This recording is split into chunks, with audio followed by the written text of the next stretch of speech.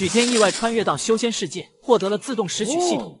怎料这个系统有点随机，太上仙门的9转金丹，极道魔宗的无字天书，羽化皇朝的天地宝库，而这次系统竟然拾到了自家师尊头上。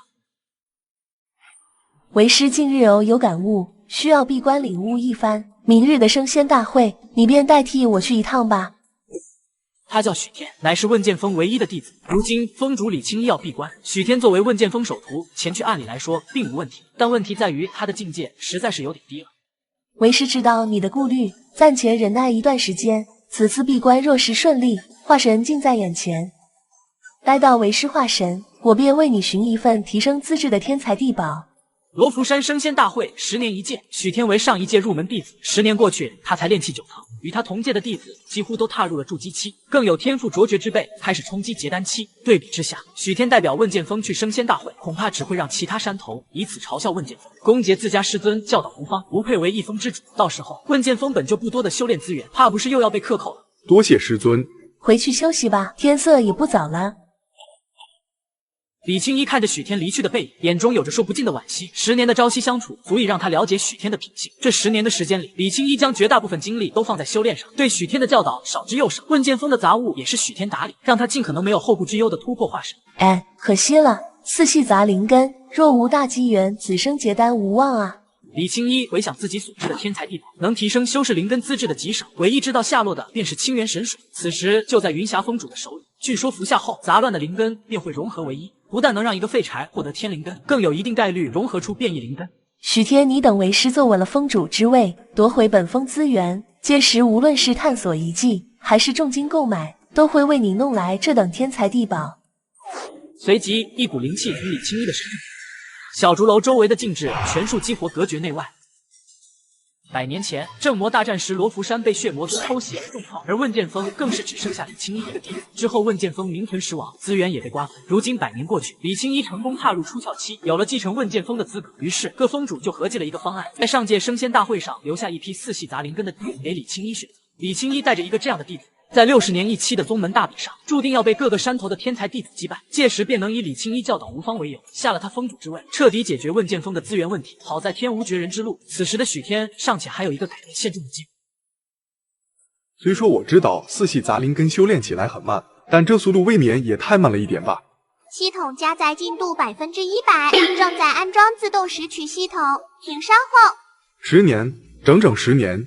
童子，你知道这10年我是怎么过的吗？10年前，许天还是个蓝星上随处可见的网瘾少女。某次他开着辅助软件通宵打游戏的时候，意外猝感，回过神来的时候就在参加升仙大会了。没想到这个系统竟然加载就用了10年时间。不过这个自动拾取系统是个什么玩意？希望能买点作用。自动拾取系统加载成功，本系统能每天为您随机拾取一件物品，存放于储物空间中。拾取物品的品质不做保证，出发的时间毫无规律，拾取的范围没有限制，检测到子时将至，且今日还有一次拾取机会，系统开始拾取中，请宿主稍后。卧槽，这系统不会给我捡来一堆垃圾吧？拾取成功，宿主获得道具清源神水1份，已存放至储物空间。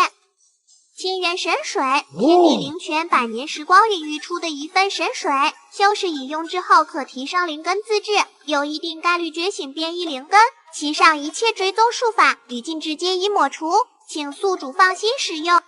究竟是谁偷了本座的清源神水？我堂堂出窍后期，在自己的地盘上连东西被人偷了都不知道，这件事传出去可比问剑锋那个10年都没筑基的废物可笑多了。父亲，清源神水上的禁制呢？清源神水这样的天才地宝，必然会被自家父亲打上定位禁制。按理说，即便有人能将其盗走，也无法在短时间内抹除禁制。被抹去了，几乎是一瞬间。一瞬间，父亲，您在外面得罪大能了。我怎么知道？赤霞真人也不由头疼起来，无声无息潜入云霞峰，一瞬间抹去禁制，这都证明了对方的实力不俗。若真是得罪了大能，云霞峰的山头说不定都被抹平了。父亲且宽心，即便有清源神水，我也未必能融合出剑灵根。若有那清源神水，你便有一线希望。只要你融合出了剑灵根，不但修为1日千里，更是能以剑灵根唤醒那把仙剑，届时你就是当之无愧的下任宗主了。赤霞真人不惜掏空家底购买清源神水，一方面是让自己儿子的双灵根更进一步成为天灵根，另一方面则是希望这次机会融合出变异灵根、剑灵根。剑灵根天生近于剑道，一念起而万剑动，配合问剑锋的神霄御剑诀，必然能唤醒祖师所留仙剑。可惜赤霞真人购来清源神水的时候，其子江云帆正在闭关突破结丹，所以他就将清源神水放入密室封存，没有人能够靠近。好不容易闭关结束，东西又被偷走了。罢了，船到桥头自然直。清源神水，好东西啊！许天看着清源神水，顿时觉得这个系统还是有点作用。唯一让许天有点在意的是那些被系统抹除的追踪术法与禁止。童子，这玩意真是你捡来的吗？本系统所拾取之物，皆在很长一段时间内无人接触或不被需要，请宿主放心使用。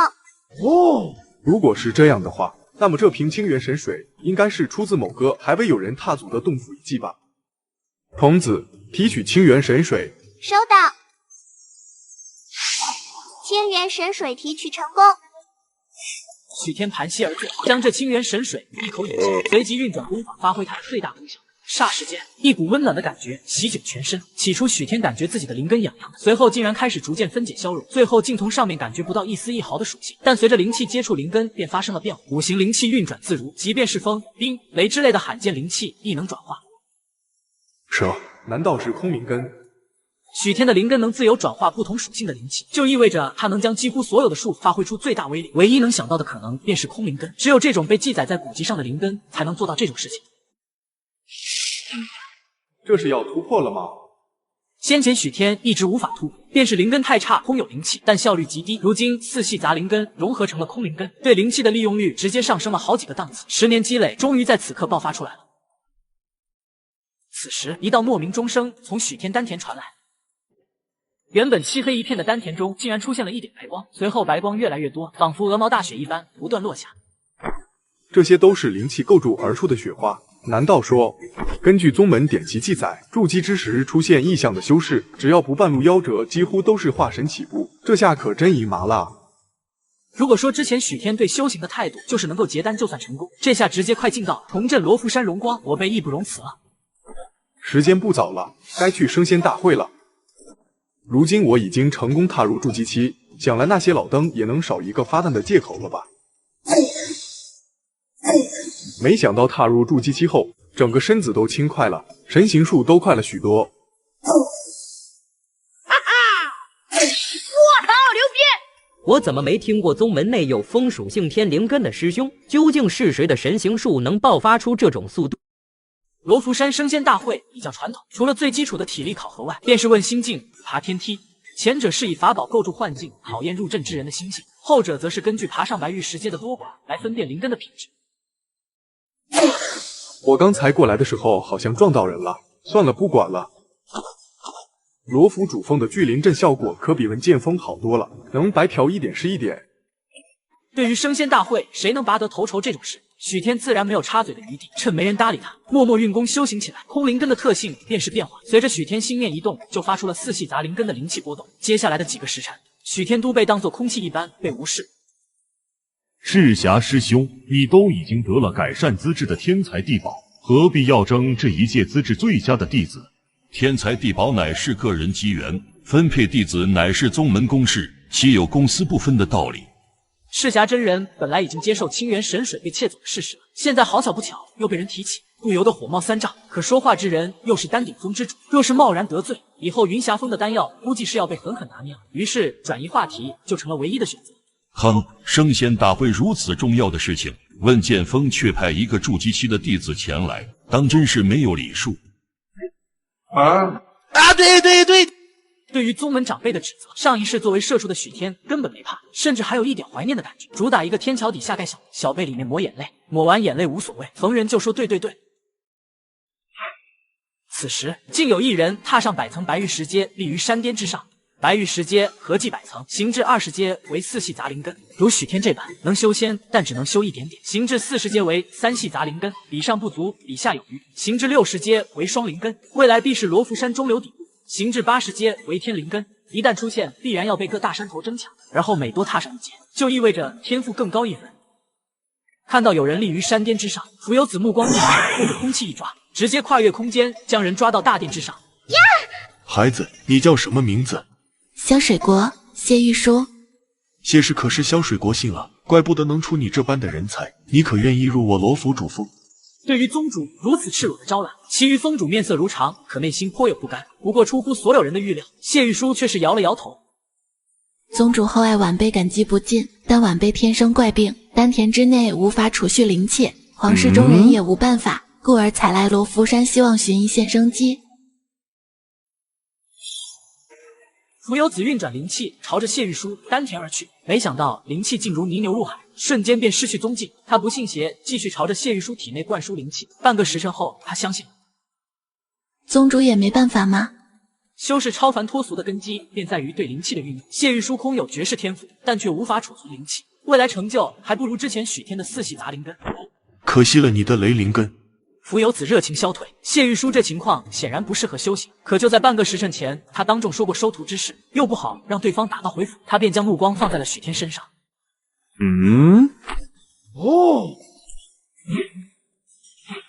这位师妹可有兴趣来我问剑锋修行？问剑锋也好，其封主李青衣正在突破化神，你去问剑锋，倒也不算埋没。没等浮游子传音，人情练达的许天就明白其中含义。对他而言，收谁不是收？走吧，师妹。谢师妹，以后你就住在这里吧。咱们问剑锋的人不多，算上师尊也就3人。平日里若寻不见师尊，便来找我。这是问剑锋的罗浮种玉金心法口诀，你试着修炼一下。多谢许师兄，我一定努力修行。谢玉书出身皇室，在察言观色上自然颇有造诣，如何看不出自己是被当作包袱甩给论剑？在来的路上，他已经做好许天会随时摆出一张臭脸来。没想到许天的态度一直都很温和，修行一道顺其自然便好。随后许天寒暄几句后，便回到了自己的小竹楼中。如今有了空灵根，飞快的修炼速度让他有点上瘾了。顺其自然嘛，可修士本就是逆天而行的存在啊，若是没有那个东西该有多好。谢玉书盘膝而坐，回想许天传授的心法与口，不断运转功法，吸收灵气。可灵气依旧如同先前一般，泥牛入海，不见踪影。难道说我这辈子都无法修行了吗？我不甘心。亲人的冷眼，下人的嘲笑，旁人的嫌弃，一幅幅画面回荡在谢玉树的脑海。他真的不甘于平凡。罗浮重玉经不断运转，大量灵气涌入丹田。接着奇迹发生了，那个不断吞噬丹田内灵气，那个东西消失了。怪不得那些大能一闭关就几百年一动不动，修行是真的有瘾啊！系统开始拾取中，请宿主稍后。哦，来了，童子这次又有什么好东西？拾取成功，宿主获得道具通灵宝玉1份，已存放至储物空间。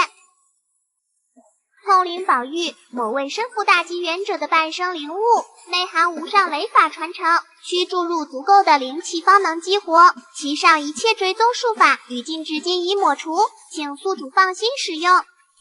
童子，你老实交代，这玩意究竟是你从哪里偷来的？之前的清源神水出自无主遗迹也就算了，这次的通灵宝玉上明明写着是某个大机元者的半生灵物，这不是你偷来的还能是什么？关键对方还是个大机元者，你简直就是给我莫名宿敌，真是个老六啊！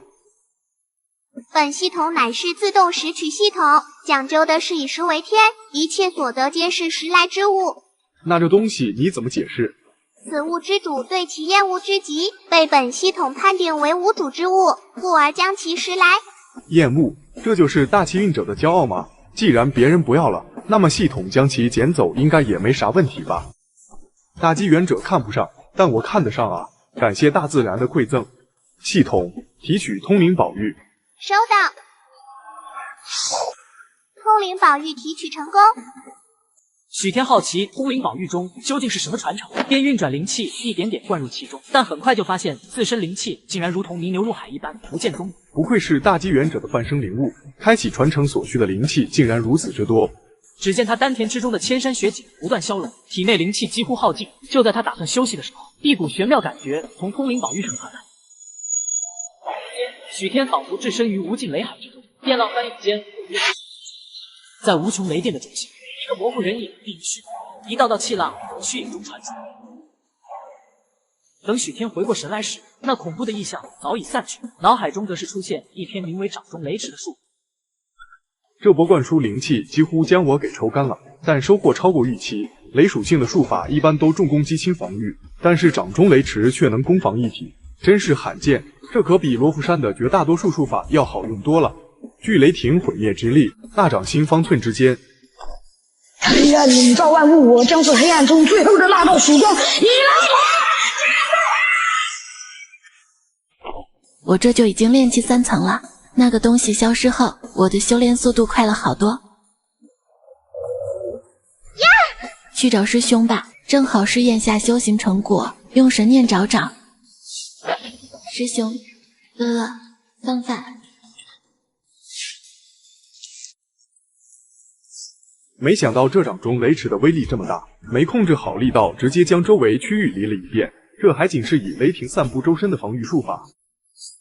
许师兄，你这是遭遇敌人了吗？没事，不过是想到师妹第一天入门，我便打算猎一头灵兽为师妹打牙祭。谢师妹，你这股气息，我也不清楚。在修炼罗浮种玉经后，我的丹田渐渐能储存灵气了。一番苦修后，便抵达了炼气3层的境界。不足1日便修到了炼气3层。无他外挂！虽说我这10年要处理山上的杂物分了心，但10年下来也不过炼气9层，人比人要气死人。谢师妹，我记得之前宗主说过你是雷灵根对吧？没错，我曾在一上古遗迹得了一枚宝玉，前些时日筑基成功激活了其中传承，如今我已经习得传承，便将其赠予你了。这块玉石本就是我的。这种念头虽然一闪而逝，但谢玉书还是为自己的贪婪而感到羞耻。谢师妹，宗门大比将近，我一人独木难支，将这份传承交给你也有一点私心，便是希望在宗门大比上大放异彩，让咱们问剑锋的处境获得好转。师兄，我明白了，玉书必定刻苦修行，绝不辜负师兄期待。究竟差了什么东西？这1个月里，我已将当前的境界打磨的没有一毫精进的余地了，为什么还是无法踏入化神期？可惜了这身衣裳，闭关时操之过急，剑意与剑气不受控制从体内激荡而出，尤其是这丝袜已经被剑气搅得破烂不堪了，还好有备用的。于是他将破损的白丝脱下来，放在一旁，打算出关后一起扔掉。什么情况？我那么大一条丝袜呢？明明刚才还在这里。禁制结界没有异常，也就是说，有人在不触发结界的情况下，将我换下来的丝袜给带走了。这关是闭不下去了。9枚紫色妖精与1枚蓝色妖精，合计140块下品灵石，请这位师兄清点一下。罗浮山位于萧水国与云梦泽的边界，时常会有妖兽从云梦泽中溜出来为祸一方，故而罗浮山会在山下的方式不定期发布清剿妖兽的委托，可供宗门弟子或散修领取，以妖精为凭换取报酬。如今多了个师妹，资源有点不够，这些委托刚好可以补上一点缺口，毕竟不能苦了师妹。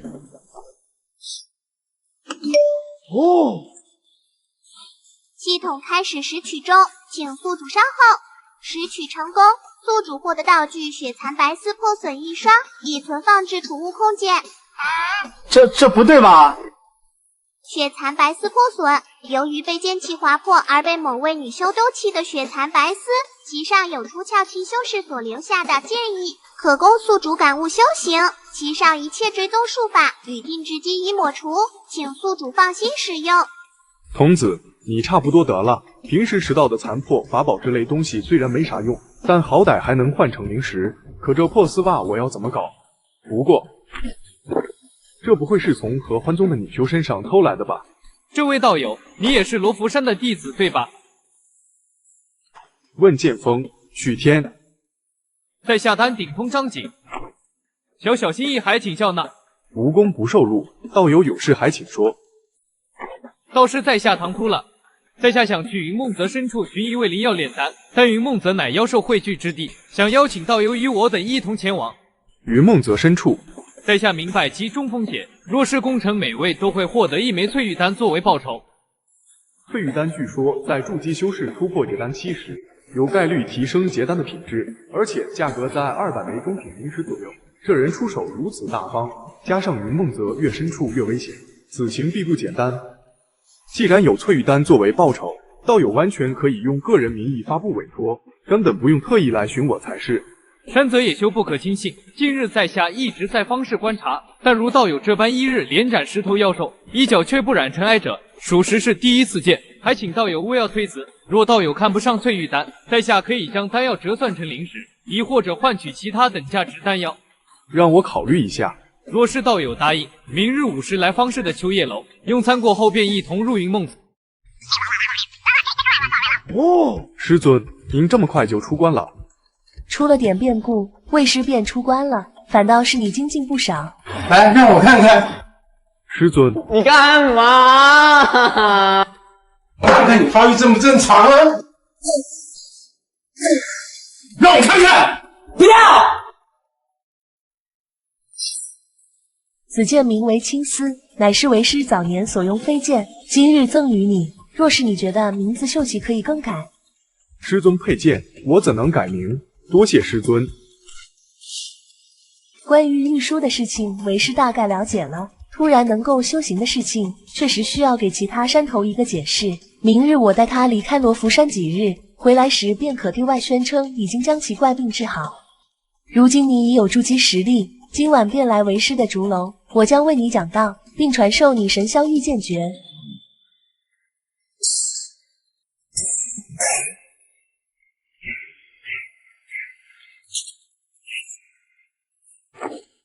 不愧是灵宝，若无这种如臂指挥的感觉，想来要入门神霄御剑诀还需要些许时日。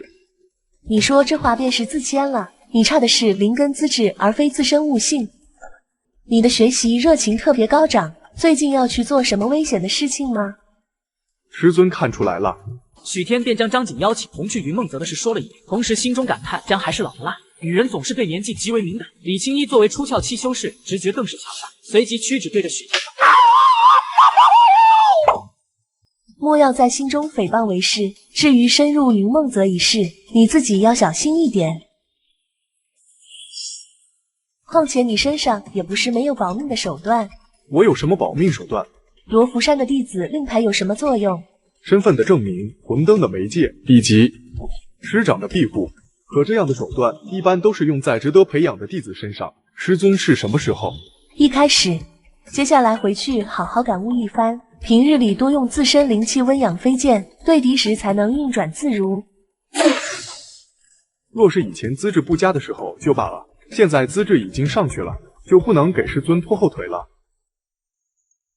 要是被人看到，估计会视作变态吧，已经没有什么好怕的了。系统提取血蚕白丝，收到。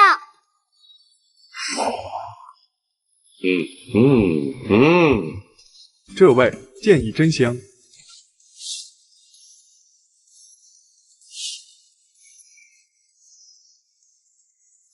这丝袜中的剑意极强，似乎与师尊所传神霄御剑诀极为相似，连青丝剑都引起了共鸣，莫不是捡到宝了？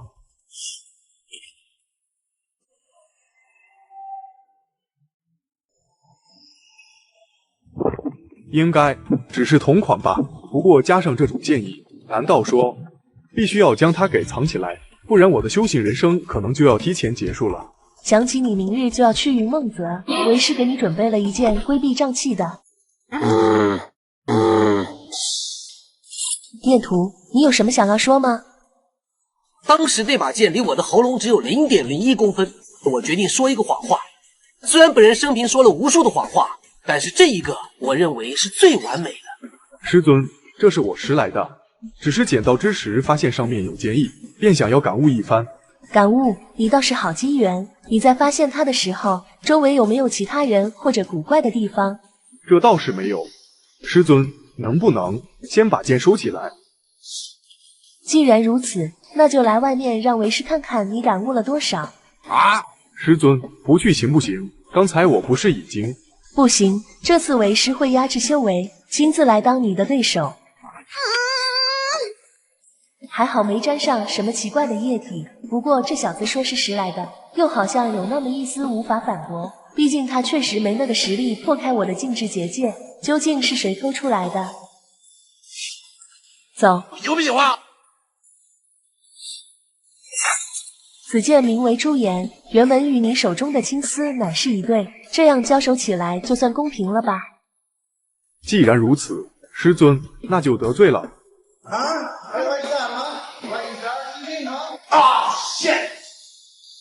你丹田中的灵气储备量这么多吗？炼气10年，总归有些底蕴。好像也是。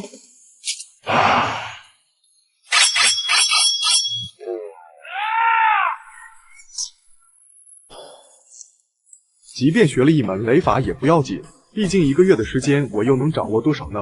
你是这样想的吧，师尊？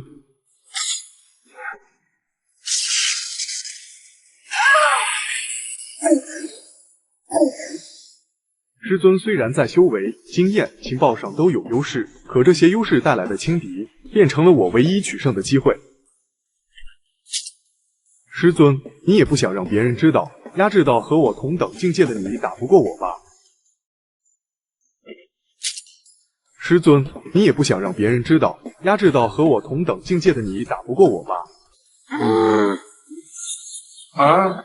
师尊，你犯规。那你完了，你完了，你完了！道友，你这是昨夜没睡好吗？无碍，调息一会儿便好。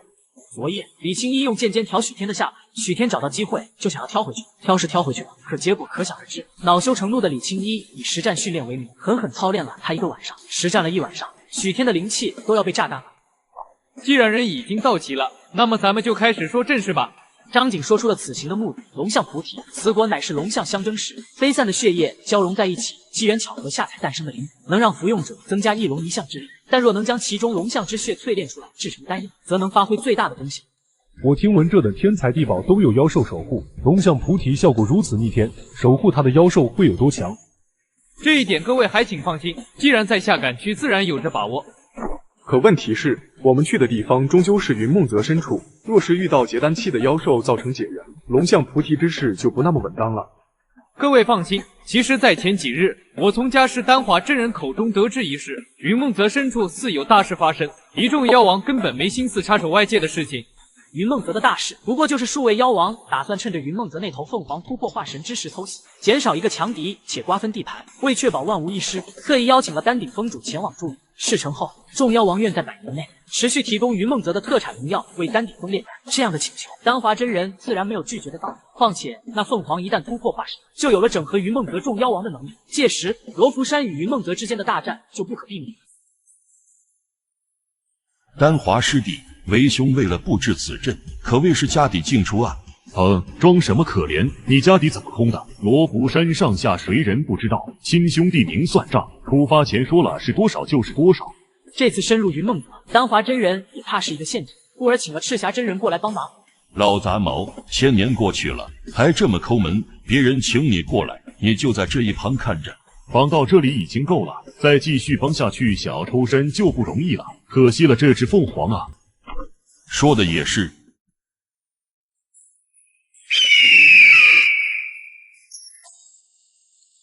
凤凰陨落后会化作凤凰蛋，等待时机浴火重生。咱们鸡子拿颗蛋彻底断绝鸡生。我这辈子还没吃过凤凰蛋，不知是何等美味。前些10日，本山取得了一罐灵茶，用来煮蛋正是再好不过。一群吃货，差不多得了，这凤凰蛋快成型了。注意点，凤凰蛋刚诞生的时候最是脆弱，要出手便是那个时候最好，不然生出变数就不好了。就是现在。伴随着今天巨响，强横的灵气余波直接将赤霞真人的阵法毁去，而凤凰蛋所在的地方更是空无一物。混账！你们竟然敢在我们的面前盗取凤凰蛋！凤凰蛋不是被众妖王毁去了吗？难道坏了？这群妖王想赖账。众妖王的攻击确实命中了凤凰蛋，但还没来得及击碎，就直接消失了。要在他们手中将蛋夺走，这显然要有化神期的实力才行。可若是配合阵法，出鞘期未必做不到。若是让罗浮山得到凤凰蛋，日后培养成护山神兽，以今日的因果，他们必定要陨落。季伯达，你个老杂毛害苦我了，快点跑！好，跑得还挺快。从今日起，梦泽内所有的罗浮山弟子便是本座悬赏目标，任何妖兽都能带着尸首来本座洞府领赏。系统开始拾取中，请宿主稍后。拾取成功，宿主获得道具凤凰蛋1颗，已存放至储物空间。凤凰蛋，一头陨落凤凰所留之蛋，只需吸收足够多的火焰便能破壳而出，并且将破壳后第一眼看到的人视作家人，其上一切追踪术法与禁止基已抹除，请宿主放心使用。童子这次是真想要我死啊！凤凰蛋都敢偷。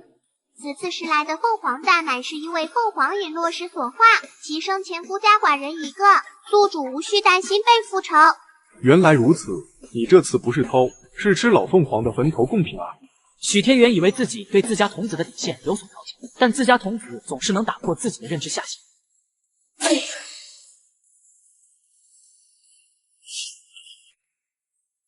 可算是赶上了，不过还没成熟。按照时间推算，大概还有半个时辰便是其成熟之时。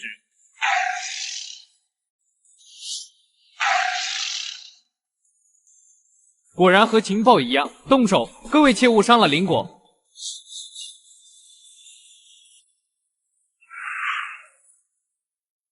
可恶，情报里也没说这些妖兽有灵宝啊。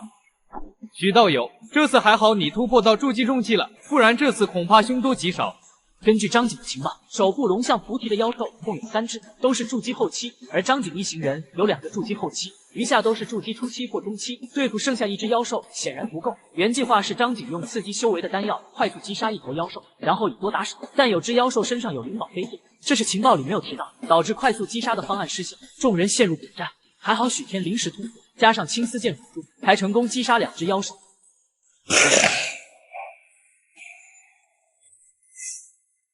各位道友，趁着这妖兽离开了，快点采摘龙象菩提吧！我总有一种不好的预感。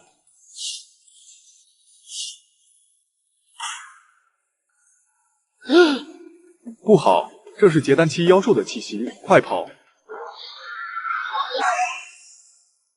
罗浮山的弟子，好啊，妖王大人才发下悬赏，你们就给我上门来了。各位，回到罗浮山后，可来丹顶峰找我领取报酬。此次在下先行一步了。我尼玛！就这么自己跑了？分散逃，还有一线生机。我一个确实抓不过来，但要是有更多的结丹妖兽呢？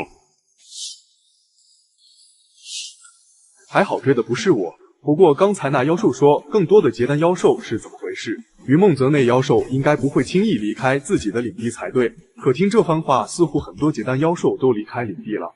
此时许天还不知道，由于凤凰蛋消失，妖王下令大量妖兽离开了自己的领地，开始截杀罗浮山弟子。瞧瞧我发现了什么？一个落单的罗浮山弟子。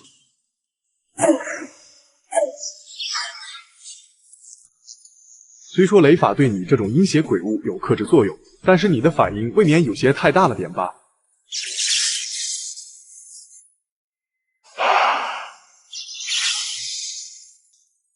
果然如此，气息与威压确实是结丹期，但是比之那头黑熊却差了许多。你该不会是个虚丹吧？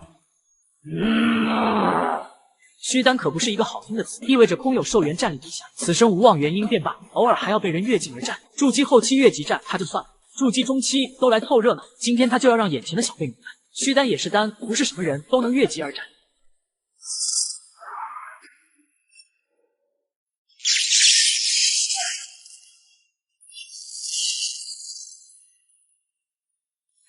小辈的雷法死前要逃才行，这副身躯已经无法再用了。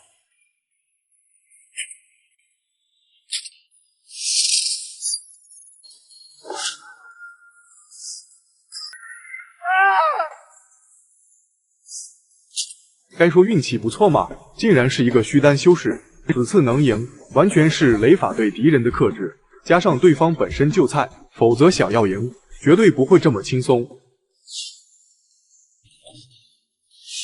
哦，这折扇里竟自有一个小天地，还真是罕见的空间类灵宝。啧啧，不愧是虚丹修士，当真是穷得荡气回肠。这阴冷的气息，想来那一门火焰术法就是从这颗火种中感悟而来的吧。话说回来，那颗凤凰蛋似乎需要吸收火焰才能孵化。系统提取凤凰蛋，收到。